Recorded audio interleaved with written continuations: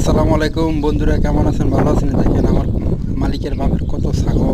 আমি ছাগল দ্বারা ছিলাম সকালবেলা, যে ঘাস দিতাম, গম দিমু, দিনের পানি দিমু। আপনারা দেখতেন থাকেন কত ছাগল। অবশ্যই যদি ভিডিওটা ভালো লাগে শেয়ার করে দিয়ে, লাইক দিয়ে, একটু সাপোর্ট করে একটু পাশে থাকবেন। দেখতে থাকেন আপনারা কত ছাগল দেখছেন।